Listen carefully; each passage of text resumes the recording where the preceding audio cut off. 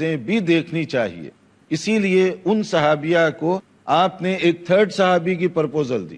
یہ دونوں کے بجائے تھرڈ ایک نام آپ نے پیش کیا. اگر ان کو کنسیڈر کریں وہ زیادہ مناسب ہوگا رشتہ تمہارے لیے. اور پھر ان کی شادی ان کے ساتھ ہوئی. تو مطلب کیا ہوا؟ اب صحابہ متقی تو تھے، صحابہ کے اسلام پر کوئی شک و شبہ نہیں. دو صحابہ کے نام انہوں نے پیش کیے اور آپ نے دونوں کو ریجیکٹ کیا دوسری چیزوں کی وجہ سے.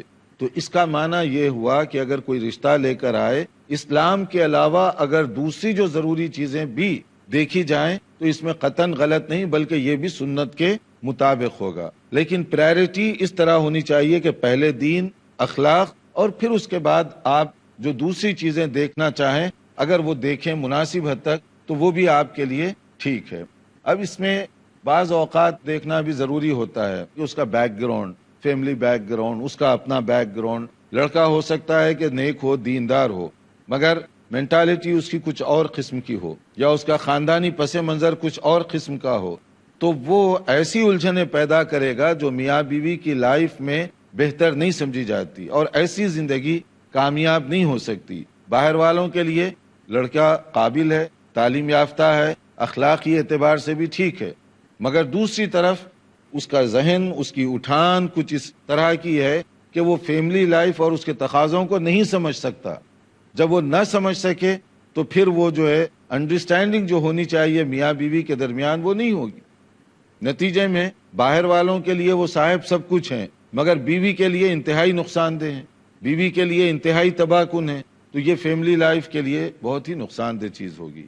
اسی طرح سے لڑکی کا معاملہ بھی ہے. تو دونوں چیزوں کو ساتھ ساتھ لے کر چلیے. بعض لوگ خاندان کی بنیاد پر ریجیکٹ کر دیتے ہیں. آپ دیکھیے کہ صحابہ کرام رضوان اللہ علیہ مجمعین کے دور میں کتنی ایسی شادیاں ہوئیں. مثال کے طور پہ حضرت زینب رضی اللہ عنہا مشہور نام ہے. حضرت زینب کون ہے؟ رسول اکرم صلی اللہ علیہ وسلم کی پھوپھی ذات ہیں. اب اس سے آپ اندازہ کریں کہ وہ قریشی خاندان کی ہیں، عربی بولنے والی ہیں، فیملی کے اعتبار سے سب سے عرب کا جو اونچا قبیلہ ہے قریش کا، اس کی ہیں وہ. اور ان کی شادی کس کے ساتھ ہوئی؟ حضرت زید کے ساتھ ہوئی. حضرت زید کون ہے رضی اللہ عنہ؟ ایک آزاد کردہ غلام.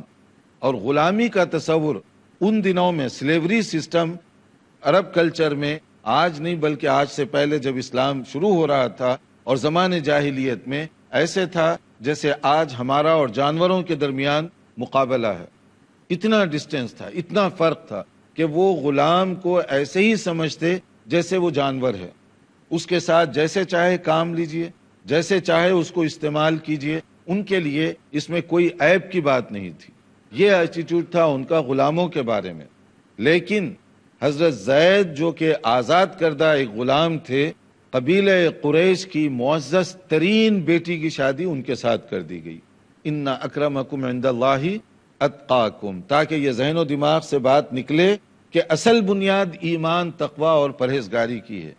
اسی طرح سے حضرت اسامہ بن زید، حضرت اسامہ کا بیک گراؤنڈ چونکہ ان کے والد آزاد کردہ غلام تھے، اسی بیک گراؤنڈ سے وہ تعلق رکھتے تھے حضرت اسامہ. مگر دوسری طرف ان کی جو شادی کی گئی حضرت فاطمہ بنت قیس کے ساتھ، جو کہ قبیلہ قریش کی ایک بہت ہی معزز خاتون تھی، حسن و جمال میں بھی بہت آگے تھی. کئی لوگوں نے پرپوزل دی ان کے ساتھ شادی کرنے کی، مگر ان کی شادی حضرت اسامہ کے ساتھ ہوئی. اسی طرح حضرت عبد الرحمن ابن عوف رضی اللہ عنہ بہت بڑے مشہور صحابی ہیں، بہت ان کا اونچا درجہ ہے. اور اس زمانے میں یہ اصطلاح نہیں تھی، مگر آج کی اصطلاح میں اگر آپ سمجھنا چاہیں حضرت عبد الرحمن بن عوف کو تو یوں سمجھیے کہ وہ ملینر تھے اس وقت کے. ملینر. صحابہ کرام میں ہم جب بات کرتے ہیں تو ایک تصور آتا ہے نا، غریب، مسکین، ضرورت مند، پینی لیس، شاید ایسے ہی تھے. حالانکہ یہ تصویر کا آدھا رخ ہے. صحابہ کرام میں غربت وغیرہ آدھا رخ ہے. دوسرا رخ کیا ہے؟ ان میں امیر بھی تھے، بہت بڑے مالدار بھی تھے، صاحب ثروت قسم کے لوگ بھی تھے. جیسے اس کی ایک مثال حضرت عبد الرحمن بن عوف رضی اللہ عنہ ہے. حضرت عثمان کے نام کے ساتھ غنی لکھا جاتا ہے. غنی کا مطلب ہی امیر اور مالدار ہوتا ہے. ایسے بہت سارے صحابہ امیر بھی تھے. تو میں ہمیشہ اپنے معزز بھائیوں اور بہنوں سے کہوں گا کہ صحابہ کرام کی غربت کے واقعات جب نقل کریں دولت کے بھی نقل کیا کریں تاکہ دونوں تصویریں سامنے جا سکیں، کہ کوئی یہ نہ سمجھے کہ ہم دین پر عمل کریں تو پھر فقیر کنگال ہی رہنا پڑے گا. نہیں، دین پر عمل کر کے حلال اور حرام، جائز اور ناجائز کے چیزوں کو سامنے رکھتے ہوئے آپ امیر بلکہ ملینر بھی بن سکتے ہیں، تاکہ یہ اچھا پکچر بھی سامنے جائے. اور جیسے ہر معاشرے میں ہر دور میں 3 قسم کے لوگ ہیں، امیر، مڈل کلاس اور غریب.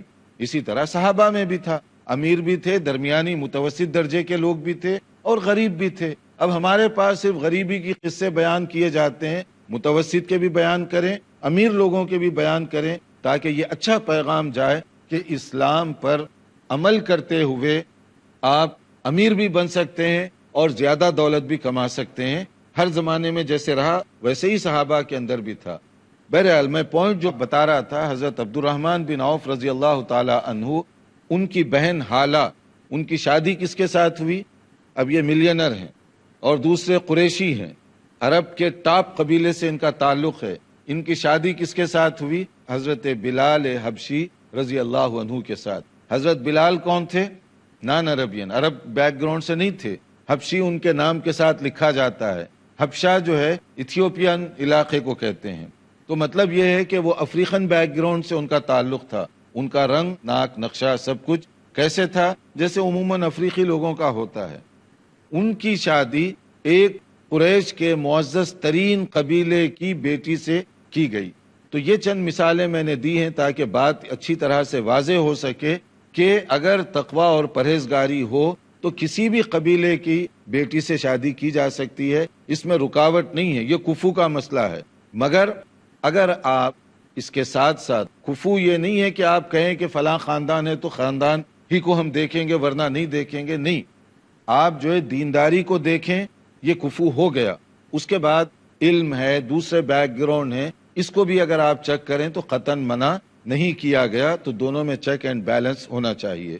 ہم یہاں پر تھوڑی دیر کے لیے وقفہ کرنا چاہیں گے کیونکہ ہمارا وقت بہت محدود ہے. تو بعد میں ہم مزید شادی بیاہ سے متعلق جو اور چیزیں ہیں اس کا انشاءاللہ تعالی آئندہ لیکچر میں تذکرہ کریں گے. اگر یہ سلیکشن کے بارے میں، کفو کے بارے میں اگر آپ کو کوئی سوال کرنا ہو یا کوئی بات ہو تو آپ یہاں کر سکتے ہیں.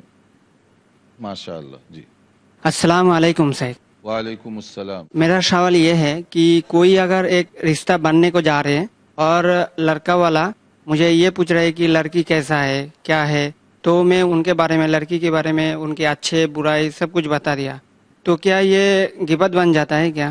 ہاں، اگر کوئی رشتہ کرنے کے لیے جا رہا ہو، انگیجمنٹ سے پہلے آپ سے کوئی مشورہ کر رہا ہے اور آپ اس کی جو چیزیں پازیٹیو نیگیٹو جو بھی بتانا چاہیں تو وہ غیبت میں آتا ہے؟ نہیں آتا. کیونکہ آپ جو ہے بری نیت سے، برے مقصد کے لیے نہیں بتا رہے ہیں، بلکہ اس کو ایک نقصان سے بچانے کے لیے صحیح جو چیز ہے وہ آپ بتا رہے ہیں. اور اس کی دلیل کیا ہے؟ نبی کریم صلی اللہ علیہ وسلم کی خدمت میں جب صحابیہ آئیں اور انہوں نے یہ پیش کیا کہ یہ 2 آدمی، انہوں نے نام لیا ان کا کہ یہ 2 صحابہ کا رشتہ میرے پاس آیا ہے، تو آپ نے جو بات کی، ایک کے لیے آپ نے کہا وہ سعلوک کہتے ہیں بہت غریب، پینی لیس، محتاج آدمی کو. ایک کے بارے میں آپ نے کہا کہ اس کی یہ کنڈیشن ہے، اور دوسرے کے بارے میں کہا کہ وہ اپنی لاٹھی نیچے تک نہیں رکھتے. تو دیکھنے میں بظاہر یہ دونوں ان کے خلاف جا رہی ہیں باتیں، تو اس کو غیبت نہیں کہا جائے گا. وہ اس لیے کہ نبی صلی اللہ علیہ وسلم نے ان کی عیب جوئی کے طور پہ نہیں کہا، بلکہ جو آپ سے مشورہ کیا جا رہا تھا، مشورہ دینے والا امانت دار ہونا چاہیے تاکہ آپ صحیح بات بتائیں. اگر وہ رشتہ کرنا چاہے اس کی اپنی مرضی ہے. اسی طرح اگر آپ کو معلوم ہے کوئی آدمی کسی کے ساتھ رشتہ طے کر رہا ہے لیکن اس کے اندر کوئی بہت بڑی کمزوری ہے جو ان کو نہیں معلوم، بعد میں جا کر وہ جھگڑے کا سبب بن سکتی ہے یا رشتہ ختم بھی ہو سکتا ہے، تو اگر آپ ان کو بتا دیتے ہیں تو یہ زیادہ بہتر شکل ہے. میں مثال دوں ایک کہ بعض اوقات ہوتا ہے کہ مثلا ایک صاحب پہلے سے شادی کیے ہوئے ہیں، بچے بھی ہیں، اب جا کر نئے بن کر جو ہے وہ پیش ہوتے ہیں جیسے شادی ان کی ہوئی نہیں. اب وہ رشتہ طے ہو گیا کہ بھئی اب یہ نوجوان ہیں، دیکھنے میں ذرا ہینڈسم لگ رہے ہیں، شادی نہیں ہوئی، وہ ہوا. آپ کو معلوم ہے اس کے 3 بچے ہیں آلریڈی. تو آپ اگر ماں باپ سے کہتے ہیں کہ بھائی جان ذرا رکیے، وہ صاحب کی ایک بیوی ہے، 3 بیٹے بھی ہیں، اگر آپ دینا چاہیں تو آپ کی مرضی، تو یہ برائی نہیں ہوگی بلکہ بروقت ان کی ہیلپ ہوگی.